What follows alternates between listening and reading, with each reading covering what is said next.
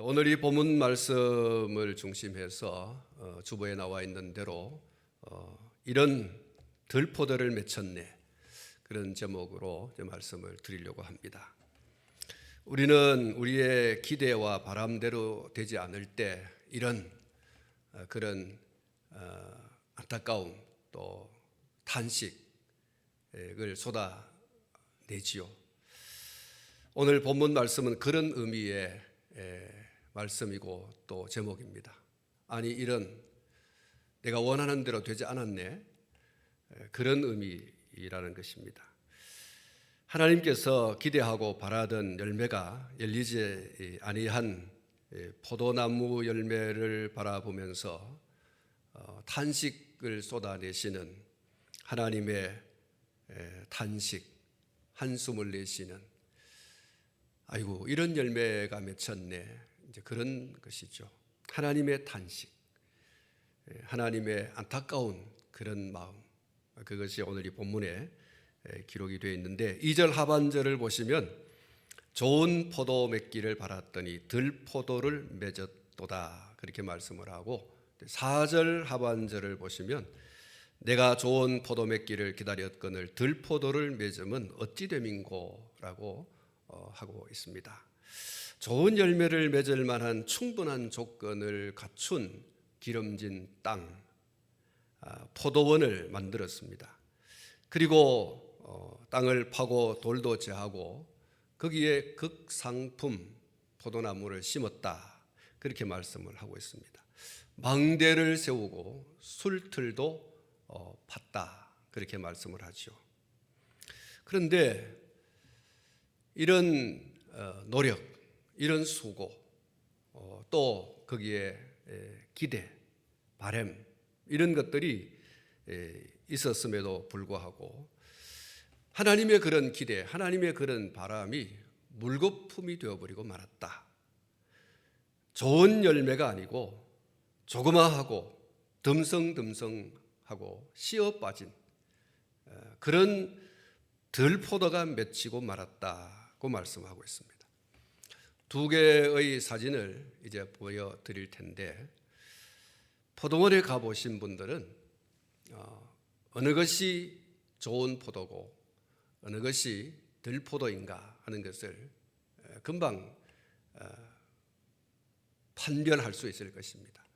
다음 사진 한번 보여주시죠. 이것이 들포도입니다. 앞에 걸 다시 보여주십시오. 이게 좋은 포도입니다. 좋은 포도. 지금 포도나무, 포도 종류 중에 거봉이라는 것입니다. 뒤에 것은 완전히 들포도, 씌어서 먹지 못하는 그런 들포도인데, 여러분 지난 시간에 살펴보았습니다마는 포도원을 만드신 분은 하나님이시고 기름진 곳의 포도원은 이스라엘 족속이라고 했습니다. 극상품 포도나무는 유다 백성이다라고 했습니다. 모든 민족보다 먼저 선택하시고 모든 사람들보다 먼저 맏아들로 택한 이스라엘 백성, 유다 민족, 유다 백성이죠. 7절 말씀을 다시 보시면 무릇 만군의 여호와의 포도원은 이스라엘 족속이요 그가 기뻐하시는 나무는 유다 사람이라. 그들에게 정의를 바라셨더니 도리어 포악이요 그들에게 공의를 바라셨더니 도리어 부르짖음이었도다, 그렇게 말씀하고 있지요. 포도원을 만들고 포도원의 극상품 포도나무를 심고 포도원을 가꾸신 이 포도원의 주인이신 하나님께서 그 포도나무를 바라보면서, 그 포도원을 바라보면서 속상해 하십니다. 탄식을 하시죠. 한숨을 내십니다. 그 이유가 무엇인가 하니까 기대했던 좋은 열매가 아니라 들포도가 맺혔기 때문이다. 먹지 못할 열매가 맺혔다. 씌어서 내어 뱉을 수밖에 없는 그런 열매를 맺혔다 라고 말씀하고 있습니다. 좋은 포도가 무엇입니까? 또는 들포도는 무엇입니까? 좋은 포도는 오늘 이 7절에서 말씀하고 있는 대로 정의와 공의라고 했습니다. 하나님께서 하나님 당신의 백성으로 빼어내신 이스라엘 사람들, 유다 사람들, 그들에게서 하나님께서 원하시는 것이 공의이고 정의라고 했어요. 정의라고 하는 열매, 공의라고 하는 열매, 그 열매를 그들이 맺히기를 얼마나 기대했는지 모릅니다. 여러분, 정의와 공의가 무엇이겠습니까? 하버드 대학교 교수이시고 정치 철학자인 마이클 샌들이 이런 이야기를 했습니다. 정의란 무엇인가라고 하는 책에 나오는 이야기인데요. 정의를 판단할 수 있는 세 가지 기준이 있다라고 했습니다. 첫 번째는 행복이고, 둘째는 자유이고, 세 번째는 미덕이다라고 했습니다. 선한 영향력. 이 세 가지가 정의의 세 가지 요소이고 기준이다. 이렇게 될 때 그것을 정의라고 할 수 있다. 이렇게 얘기를 했습니다. 첫 번째, 정의가 사회 구성원의 행복에 도움을 줄 수 있는가? 정의를 행했다라고 할 때 그것이 사회 구성원들에게 야, 행복하다. 그 마음 가운데 행복하다라고 하는 것이 이루어질 때 그게 바로 정의가 아니냐. 두 번째로 자유라고 했는데 사회 구성원 각각의 그 심령 속에 야, 정말 자유다. 자유롭게 말하고 자유롭게 행동하고 자유롭게 살고 그런 억압되지 않는 압제를 받지 않는 그것이 바로 정의다. 그리고 세 번째로는 정의가 사회에 좋은 영향을 끼치고 있는가. 정의라고 하는데 그것이 사회 구성원들 모두에게 야, 참 본받고 싶고 닮고 싶고 정말 좋은 세상이다. 이런 것이 바로 정의가 아니냐. 정의를 말하지만 그것이 사람들에게 행복을 주지 못하고 그것이 자유를 주지 못하고 그것이 선한 영향력을 끼치지 못한다고 하면 그것은 정의가 아니다. 그게 샌들의 이야기입니다. 오늘 본문에서 말하는 정의, 하나님께서 원하시는 정의, 그건 무엇일까? 한마디로 말하자면 사람이 사람답게 살 수 있게 하는 것이라고 할 수가 있습니다. 이것을 신앙의 관점으로 끌어올리면 하나님 보시기에 좋았더라. 정의라고 하는 그 정의가 하나님 보실 때에 그래, 바로 그거야. 내 마음에 흡족해. 하나님께서 기뻐하시고 좋아하시는 그게 바로 정의라고 하는 것이죠. 공의가 무엇일까? 공의는 쉽게 말하자면 공평한 것을 말하는 것입니다. 사람이 사람의 대우를 받고 있다라고 느끼는 것이에요. 인종이나 국적이나 그리고 남녀노소 빈부 지위고하를 막론하고 어떤 것에 대해서 차별 대우를 받지 않는 공평하게 대우를 받는 그것이 바로 공의라고 할 수가 있습니다. 하나님께서 원하시는 하나님의 사람들의 삶이 바로 이런 것이라는 거예요. 하나님께서 모든 민족과 모든 사람들보다 먼저 택한 민족, 먼저 택한 장자로 택한 그 사람들 가운데서 원하시는 게 뭐냐? 이런 정의와 공의가 물같이 하수같이 흐르게 하는 것이라는 거예요. 사람들이 말하기를 정말 세상 살기 좋네. 그런 세상이 하나님이 원하시는 이스라엘 가운데의 삶이라는 거죠. 그런 사회, 그런 민족, 그런 백성이 되기를 하나님이 원하셨어요. 공의가 충만하게, 정의가 충만하게. 그래서 사람들이 야, 정말 살기 좋은 세상이다. 살기 좋은 세상이다. 이런 세상이라면 천년이고 만년이고 살고 싶다. 기대대로 되는 건 아니지만 사람들의 마음에 그것이 일어나도록 해야 된다는 거죠. 그것이 하나님께서 원하시는 하나님의 백성들의 삶이라는 거죠. 하나님이 원하시는 열매는 그런 열매라는 거예요. 그런데 어떠하다라고 했습니까? 하나님께서 보실 때 그런 것은 간데온데 없다는 거예요. 정의도 없고 공의도 없다는 거예요. 하나님이 원하시는 그런 상품의 열매가 맺히지 않았어요. 좋은 열매가 맺히지 않았어요. 하나님이 정말 원하는 것은 정의와 공의라고 하는 좋은 열매였는데 그게 아니라는 거예요. 어떤 열매를 맺었습니까? 오늘 이 본문 말씀 가운데 보면 그들 가운데 포학과 그리고 부르짖음이 맺혔다라고 했어요. 포학과 그리고 부르짖음이 그들 가운데 있는 열매다, 이렇게 말씀하셨죠. 포학이라고 하는 말, 어떤 의미입니까? 잔인하고 난폭한 억압을 의미하는 것입니다. 가진 자의 무자비한 횡포를 말하는 것입니다. 그리고 울부짖음이라고 하는 것, 이 가진 자의 횡포로 말미암아서 억압받는 사람들이 그 가슴 속에서 응어리져서 터져나오는 그 외마디 비명소리를 말하는 거예요. 하나님의 백성들의 삶 가운데서 못 살겠다는 거예요. 이게 뭐냐는 거예요. 이게 정말 하나님이 다스리는 나라냐, 하나님의 택한 백성이냐 라고 하는 이런 울부짖음이 가슴에 맺힌 그 한 맺힌 울부짖음의 소리가 백성들 가운데서 막 쏟아져 나왔다는 거예요. 하나님이 원하시는 열매가 아니에요. 하나님이 원하시는 것은 야 정말 살기 좋으네 이래야 되는데 사람들의 입에서 나오는 소리가 못 살겠다는 거예요. 이런 세상 나는 못 살겠다.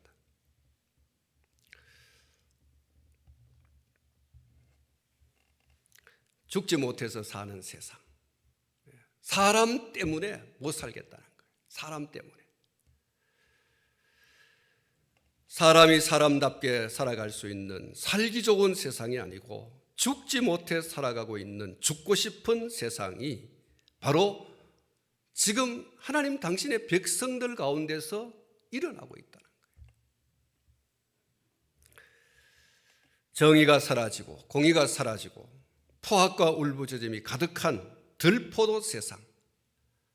하나님께서 이스라엘을 바라보면서 지금 선지자를 통하여 하나님 당신의 마음을 이야기하고 있어요. 8절 말씀을 보시면 정의와 공의가 사라지고 포악과 울부짖음이 가득한 들포도 세상의 구체적인 실상을 이야기해 주고 있습니다. 8절 말씀을 같이 한번 읽어보겠습니다. 시작. 가옥에 가옥을 이으며 전토에 전토를 더하여 빈틈이 없도록 하고 이 땅 가운데에서 홀로 거주하려 하는 자들은 화 있을진저. 사람이 살아가는 데 있어서 이 가옥과 전토 땅이죠. 곡식을 낼 수 있는 그 땅. 가옥은 집을 말하는 것입니다. 사람이 거처할 수 있는 곳. 그리고 사람이 씨를 뿌려서 곡식을 거두고 열매를 거둘 수 있는 땅. 사람이 살아가는 데 있어서 이 가옥과 전토는 기본적인 사람들의 삶의 터전이고 생존의 근거인 겁니다. 그런데 이미 많이 가지고 있는 사람이 욕심을 부리는 거예요. 이미 이슬을 피할 수 있는 집이 있고 이미 곡식을 거두어 드릴 수 있는 땅을 가지고 있어요. 소위 말해서 집부자 땅부자입니다. 집을 가지고 있는, 땅을 가지고 있는 사람들이 욕심을 부려서 조그마한 땅덩어리 하나 가지고 있고 조그마한 집 하나를 가지고 있는 그 사람들의 것마저도 탐을 내어가지고 그것을 자기들의 것으로 삼아 부에 부를 쌓고 가옥에 가옥을 쌓고 집에 이 전토에 전토를 쌓는 그런 삶을 살아가고 있었다는 것이죠. 그래서 겨우 집 한 칸 마련하려고 하는 그 돈을 도적질해가고 겨우 땅덩어리 하나 사가지고 배추 씨 뿌려서 배추 좀 먹으려고 하고 무 씨 뿌려서 무 좀 거두어 먹으려고 하는 그 사람들의 것마저도 다 빼앗아 가지고 교묘한 수단과 방법을 가지고 그러한 것들을 법을 교묘히 이용해서 남의 것을 자기의 것으로 빼앗는, 그래서 자기의 부에 부를 더하여 가는 그러한 행태가 이스라엘 하나님의 백성들 가운데서 일어났다는 거죠. 소위 말해서 이걸 경제 정의가 무너졌다는 것이죠. 사람이 열심히 일해가지고 자기의 집도 마련하고 열심히 일해가지고 땅덩어리도 좀 사고, 여러분 그게 올바른 삶 아닙니까? 그런데 그렇게 힘들어서 한 10년 20년 돈 벌어가지고 땅 하나 겨우 한떼기 사고 겨우 집 한 칸 사고 이렇게 했는데, 있는 놈들이 교묘히 이 법을 이용해가지고 그만 그것을 싹 빼앗아가고, 싹 빼앗아가고, 이런 일들이 소위 경제 정의가 무너지는 이런 행태가 하나님 당신의 백성들의 삶 가운데서 일어났다는 거예요. 문제는 다른 사람이 온갖 노력을 기울여서 그 대가로 겨우겨우 집 한 채 마련하고 땅 몇 평 마련해 놓았는데 어느 날 가진 자들이 그것을 다 이렇게 빼앗아가는, 불법적으로 자기 소유를 만들어버리는 날강도 아닙니까? 이런 날강도들이 어디 있습니까? 하나님께서 출애굽하게 하신 백성들에게 반드시 지켜야 할 사람과 사람과의 관계 속에서 규범으로 주신 사랑의 계명, 그 계명 가운데 이런 계명이 있지 않습니까? 출애굽기 20장 17절 말씀인데요. 내 이웃의 집을 탐내지 말라. 내 이웃의 아내나 그의 남종이나 그의 여종이나 그의 소나 그의 나귀나 물은 내 이웃의 소유를 탐내지 말라. 하나님의 백성들이 하나님의 백성답게 살아갈 수 있는 잣대예요. 캐논입니다. 기준입니다. 탐내지 마라. 내 이웃의 소유가 어떤 것이라고 하더라도 그것이 사람이든 혹은 부동산이든 동산이든 그 어떤 것이든지 간에 그것이 남의 소유로 되어져 있는 것이라고 하면 탐내지 말라, 욕심내지 말라라고 말하고 있어요. 내가 열심히 노력하여 수고하여 땀 흘려 손에 고득살이 베키도록 그렇게 해서 얻어진 그런 소유는 당연한 거죠. 남이 그렇게 피땀 흘려 모아놓은 것을 피땀 흘리지도 아니하고 그냥 날로 삼켜버리는, 그리고 은근히 마음속에서부터 저건 내 것으로 만들어야 되겠다라고 하는, 땀 흘리지 않고 수고하지 아니하고 내 것으로 만들어버리겠다고 하는 그 욕심, 탐심 가지지 말아라. 그것이 남의 아내든 남의 종이든 남의 소든 남의 나귀든 이웃이 자기 소유라고 되어 있는, 소유라고 하는 그 어떤 것도 탐내지 마라. 예수님께서 누가복음 12장 15절에서 이렇게 말씀하십니다. 그들에게 이르시되 삼가 모든 탐심을 물리치라. 사람의 생명이 그 소유의 넉넉한데 있지 아니하니라. 여러분, 모든 탐심을 물리치라 그랬어요. 어떤 종류의 탐심이라고 하더라도 그것이 소위 벼룩만도 못한 어떤 것이라고 하더라도 남의 소유라고 한다고 하면 남의 소유로 등기가 되어져 있는, 남의 소유로 확정되어져 있는 어떤 것이라고 하더라도 내 것으로 삼아야 되겠다. 이런 마음을 아예 원천적으로 그거를 가지지 말라. 그렇게 말씀합니다. 바울 사도께서도 골로새서 3장 5절 말씀에 이런 말씀합니다. 그러므로 땅에 있는 지체를 죽이라. 곧 음란과 부정과 사욕과 악한 정욕과 탐심이니 탐심은 우상 숭배니라. 탐심은 하나님의 자리에 다른 것을 올려놓는 신앙이 바뀌어진 거예요. 그만큼 문제가 있다는 거죠. 탐심은 우상 숭배다. 아주 강력한 선언이 아닐 수가 없습니다. 사랑하는 성도 여러분, 탐심은 하나님의 자리에 다른 것을 올려놓고 그것을 신앙하는 소위 영적 간음 행위인 것입니다. 여러분, 그냥 남이 가지고 있는 것이 좋으면 좋다, 거기서 끝내는 게 좋아요. 아이고 아름답네, 예쁘네, 거기서 끝내야 돼요. 내 것으로 만들어야 되겠다라고 하는 생각을 가지는 동시에 죄를 범하게 돼 있어요. 사람의 모든 죄가 마음에서부터 한다고 하지 않습니까? 그 마음의 자리를 그런 대로 흘러가지 않도록 강력한 제동이 필요해요.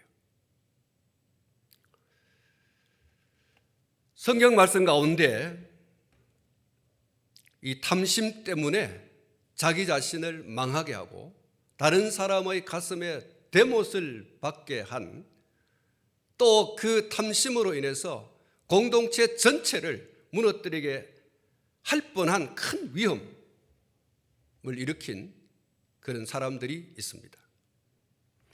창세기 31장 41절 말씀 가운데 보면 두 딸을 볼모로 나중에 10번씩이나 품삯을 변경했던 야곱의 외삼촌 라반의 이야기가 소개되고 있습니다.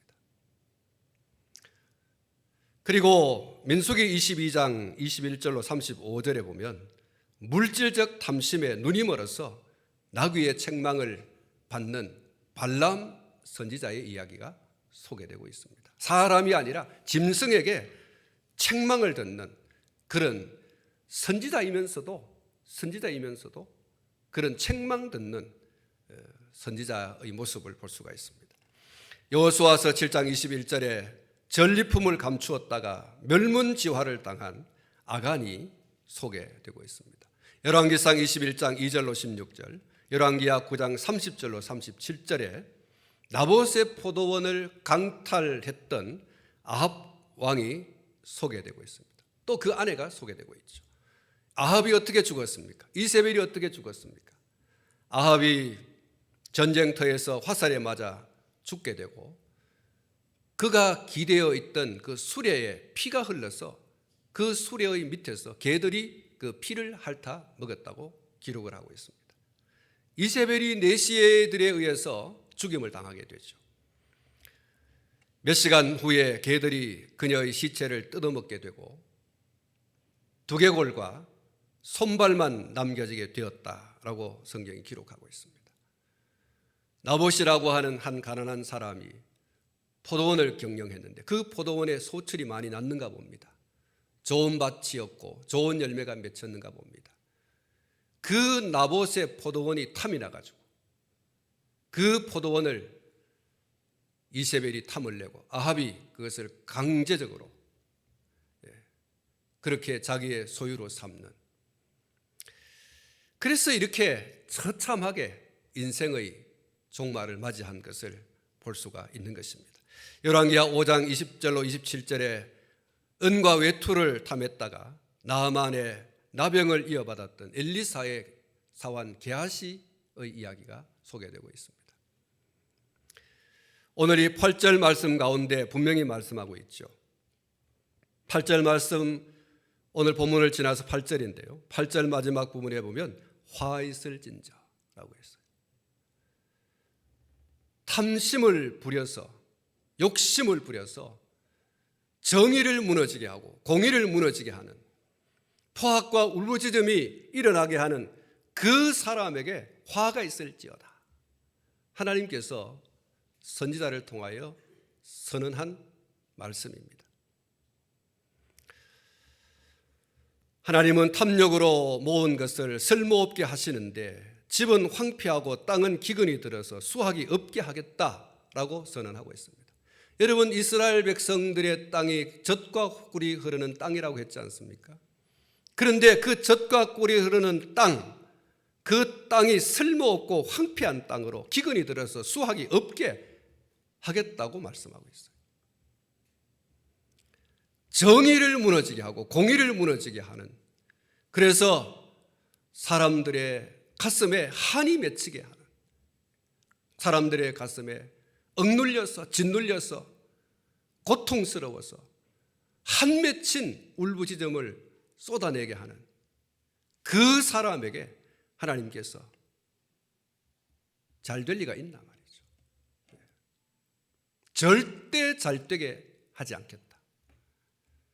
당신의 백성들을 향해서 너희가 그렇게 내가 원하는 정의를 그리고 공의를 삼켜버리고 포악과 울부짖음으로 백성들의 울부짖음이 내 귀에 들리게 하는 너희 모든 부자들, 너희 모든 정치 세력자들, 너희 모든 종교 지도자들 내가 절대로 잘되게 하지 않겠다.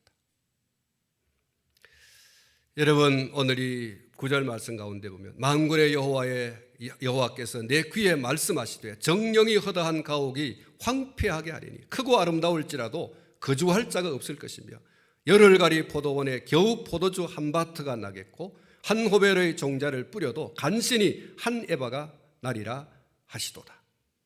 아침에 일찍 일어나 독주를 마시며 밤이 깊도록 포도주에 취하는 자들은 화 있을진저 그들이 연회에는 수금과 비파와 소고와 피리와 포도주를 갖추었어도 여호와께서 행하시는 일에 관심을 두지 아니하며 그의 손으로 하신 일을 보지 아니하는도다. 젖과 꿀이 흐르는 땅도 기근이 들 수 있는가? 얼마든지 그럴 수 있습니다. 얼마든지 황폐할 수 있습니다. 얼마든지 소출이 나지 않게도 할 수 있습니다. 정의를 공의를 물같이 하수같이 하나님이 당신의 백성들에게 원하시는 삶인 거죠. 사회인 것입니다. 그런데 그것을 삼켜버렸어요. 공의는 어디 가고 정의는 어디 가고 포악과 울부짖음만 창궐한 당신의 백성들의 삶 가운데서 일어나는 현실이라는 거예요. 그래서 젖과 꿀이 흐르는 땅이 변하여 황폐하고 기근이 들고 먹을 것이 없고 줄인 자가 창궐한 그런 곳으로 만들어버리겠다라고 하는 것입니다. 사랑하는 성도 여러분, 탐욕으로 정의를 무너지게 하면 당장에는 배부른 것 같고 당장에는 잘 되는 것 같지만 결국 자기 눈을 찌르는 그러한 결과를 불러오는 것입니다. 오늘 이 예수님께서 하신 말씀을 우리가 다시 한 번 더 기억했으면 좋겠습니다. 삼가 모든 탐심을 물리치라.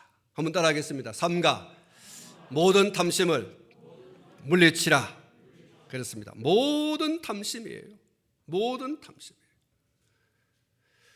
탐심을 물리치는 비결이 뭐라고 할 수 있겠습니까? 탐심은 자기를 망하게 하고 탐심은 다른 사람의 눈에 피눈물이 나게 하는 것입니다. 오늘 성경의 말씀대로 말씀드리면 정의와 공의를 사라지게 하는 것입니다. 그러면 이 탐심을 이기는 것이 무엇일까? 어떻게 하면 탐심을 이길 수 있을까? 어떻게 하면 탐심을 물리칠 수 있을까? 성령 충만인 줄로 믿습니다. 갈라디아서 5장 16절로 22절 말씀을 우리 한번 교독하도록 하겠습니다. 제가 한 절 읽고 여러분 한 절 읽고 그렇게 하겠습니다. 16절 읽습니다. 내가 이르노니 너희는 성령을 따라 행하라. 그리하면 육체의 욕심을 이루지 아니하리라.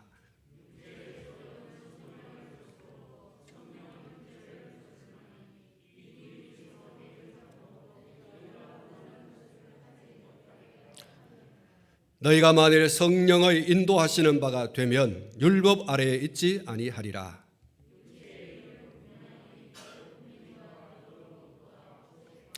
우상숭배와 주술과 원수 맺는 것과 분쟁과 시기와 분냄과 당짓는 것과 분열함과 이단과